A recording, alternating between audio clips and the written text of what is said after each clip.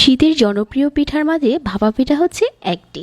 আজকে রেগুলার ভাত রান্নার পাত্রে এই ভাপা পিঠাটা বানিয়ে শেয়ার করছি। যাদের হাতের কাছে ভাপা পিঠা বানানোর কোনো পাত্র নেই তারা চাইলে রেগুলার ভাত রান্না করার পাত্রেও এই ভাপা পিঠাটা ঝটপট বানাতে পারবেন। আর প্রতি মিনিটে একটি করে পিঠা বানানো যাবে। আজকে ভাপা পিঠাটা বানানোর জন্য আমি এখানে 3 কাপ নিয়েছি চালের গুঁড়া। পরিমাণ মতো লবণ দিয়ে প্রথমে এই চালের গুঁড়ার সাথে মিশিয়ে নিচ্ছি। এই চালটা আগে থেকে ভিজিয়ে গুঁড়া করা হয়েছে, তাই এটা ভেজা চালের গুঁড়া। তারপর অল্প অল্প করে পানি দিয়ে আমি এখানে ভাপা পিঠার গুলাটা প্রথমে বানিয়ে নিচ্ছি। পানিটা একবারে দেওয়া যাবে না, অল্প অল্প করে দিব আর মেশাতে থাকবো।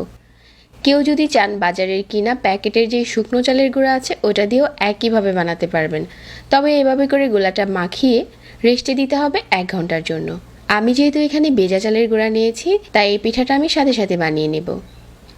এভাবে করে মেশাতে মেশাতে একটা সময় দেখা যাবে যে চাপ দিয়ে ধরলে একসাথে হয়ে যাচ্ছে, আবার খুললে ঝরঝরে হয়ে পড়ে যাচ্ছে।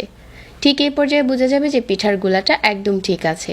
এরকম একটা ছাঁকনি আমাদের কিচেনে সবসময় থাকে, আর এটার মাঝে নিয়েই আমি আজকে ভাপা পিঠার গোলাটা চেলে নিচ্ছি।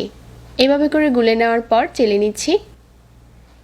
যখন চালা হয়ে গেছে পিঠা বানানোর জন্য একদম রেডি হয়ে গেছে এই গুঁড়িটা। আর পিঠার জন্য নিয়ে নিচ্ছি একটা বাটিতে খেজুরের গুড়টা আমি আগে থেকে গ্রেট করে নিয়েছিলাম। আর পরিমাণ মতো দিয়ে দিচ্ছি ফ্রেশ কোরানো নারিকেল।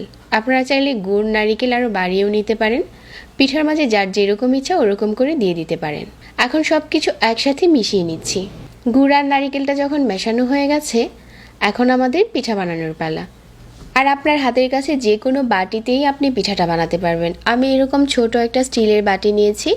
এভাবে করে চেপে চেপে এই চালের গুঁড়ার মিশ্রণটা ভরে নিয়েছি। মাঝ বরাবর দিয়ে দিচ্ছি নারিকেল আর গুড়ের মিশ্রণটা। আর নিয়েছি এরকম একটা নেট। এই নেট কাপড়েই পিঠাগুলো বানাবো। আর আজকে আমি ভাতের হাঁড়িতে পিঠা বানাচ্ছি। এটা আমার রেগুলার ভাত রান্না করার পাত্র, আর এটার উপরে আমি স্ট্রেনারটা বসিয়ে নিয়েছি। এখন পিঠাটা দিয়ে দিলাম আর ঢাকনা দিয়ে অপেক্ষা করছি 1 মিনিট। প্রতি মিনিটে একটি করে পিঠা বানানো হয়ে যায়।